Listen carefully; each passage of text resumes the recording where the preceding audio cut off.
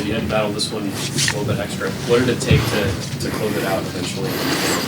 Yeah, I would just say connectivity, and I think that's what this team is built upon, is that connection that we have with each other, and understanding that we got to have a next play mentality. If you have a turnover, if you have a foul, something like that, where we miss a play, it's about the next play, because that's the only play you can impact. You can't worry about the past, you got to worry about the present. I've said it a lot in these interviews, but that's kind of what the mentality of this team is, and the connection that we have together is understanding that we trust each other, and we're going to make the next play, and we're going to make the right play. I say just kind of piggyback on what he said, that next play mentality. Obviously, we didn't have the best game we could have played. Shots weren't falling, especially in the first half, but I think our guys did a great job of reacting to that in a positive way. We locked in defensively, got stops when we needed them, and rebounded was a big key of what we wanted to do. I know that going into the game we had to focus on three things, which was our focus, our effort, and our mentality. So that's just some of our keys going into every game. Both you guys, the offensive struggle you had in the first half, they switched to a zone, caused you problems, and then you adjusted the second half and started to hit some shots. So difference in those two halves? Yeah, I'd say it's just in the past when we have played zone, we've kind of scrambled. I think that's Penn State was an example. And I know that one's for sure where we struggled in the second half of that game, but understanding what we've done in practice and what we did this week to prepare, it's just, like I said, staying present in that moment and understanding that we got to make the correct plays, we got to make the right plays, and if we don't make the right plays, it is what it is. You just got to make that next right play, and I think that's what we did in the second half, and the ball was flowing, the ball was moving, getting inside, looking at the high lows, and I think that's where we can really attack zones, because we got shooters like Roddy, myself, Bruce. You got guys like Evan who can maneuver around in the paint. You got a big body like there in Felix and Zed who can duck in and create those driving lanes, and I think that's what we did today to beat the zone. In the second half, you two kind of gave the bulk of the scoring.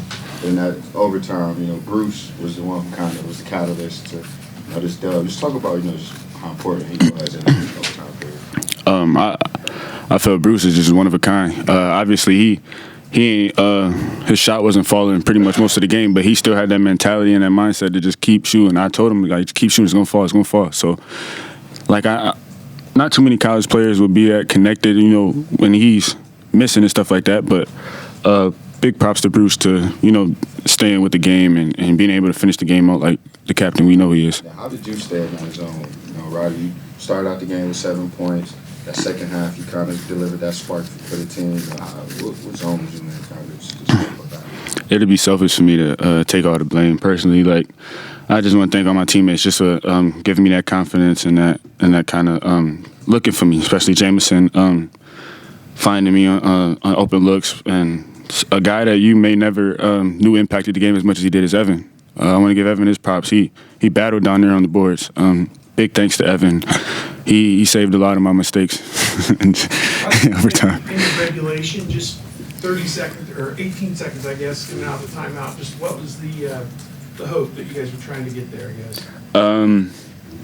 We tried to get in our set, but West Virginia was denying Bruce's catch. We wanted the ball to get in Bruce's hands and then run a play similar to what was giving us success in the second half, but. They played it perfectly. They denied Bruce's catch, and then we were all in kind of a sort of a scramble, and then they just kind of matched up at the last minute, which kind of threw us off a little bit. But I feel like we got a shot on rim, and that's pretty much all we can hope for. Yeah, and for both of you, if I can ask, you each hit a three-pointer in the overtime period. You guys had led this game for 36 of the 40 minutes, and there's a lot of times the other team will steal this game in overtime. And you guys didn't let it happen. You each hit a clutch three-pointer in the overtime. Just what's going through your mind? You're just playing free and easy. I think maybe you had the first one, Jamison, just hitting those clutch shots in the overtime. How does that come about, I guess? Yeah, we're just out there playing. We're playing the game we love, and then, get extra basketball, get extra 5 minutes. But, in the end, it's like I said in the first question. It's connectivity. It's understanding that mistakes are in the past, and it's understanding that we got to go out here and play this 5 minutes. And you can't look back on what has happened because you have no impact on that. You can't affect that. You can't change that.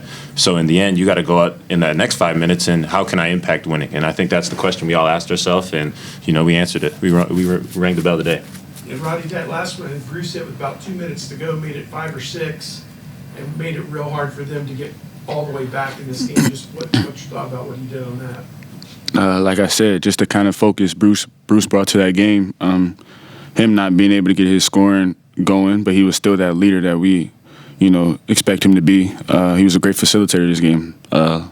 We have guys on this team where any given night they can go off and it could be their scoring night. But like I said, Bruce played a really terrific defensive game, in my opinion, and he just stayed with the grind. So.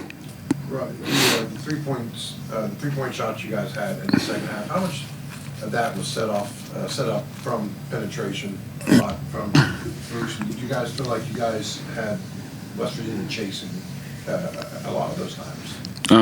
That's kind of our game plan, especially when they go into their zone. We know that when they try to match up out of it, it creates driving lanes and gaps. So I kind of take responsibility to be able to drive those gaps and, find guys like Jamison, Bruce, Scotty. He was big in the second half for us. That's just what we practice every day. So, now it's time to put what we practice in the games, and everything just feels like second nature.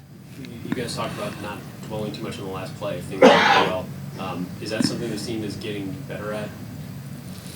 Yeah, I would say so. I think that shoulders on me, who's a fifth-year guy, and understanding that I've been through it. I've been through the grind of the Big Ten. I've been through the grind of college basketball for 4 years. And as a leader, I'm trying to make sure that, guys don't dwell on the past, because that's, in the end, like I've always said, you can't change the past. And then I think that's something we always look at the next play. Whether we're clapping, whether we're, right with the guy who made the mistake. We're right there with them. So I think that's something that we can keep getting better at. But to say we were bad at it or say we weren't good at it, I don't think that's the case. But I think we're consistently getting better at that, and I think that's something that is going to help us along the way. Obviously, you were okay, but what happened with the ankle there in the first? Yeah, I just kind of slipped and misplaced my foot. So it's happened before, so it's a little scary. But I'm all right now. Time for just one more. Roddy, playing in an NBA arena to score a career high, like you said, you want to give your credit to your teammates, but what do you think you're going to take away from the fact that you had a night like this on a stage like this in a building like this? Like I said earlier, just from how we ended the season last year, there's no U-turns. I feel like we got to take that leadership and that kind of connectivity we did during the last season that kind of ended the way, and build it into what we have been so far in the season. And with Big Ten play coming up, I feel like we just got to stay connected and be ready for our next opponent. Thanks, fellas. Thank you, guys. Thank you.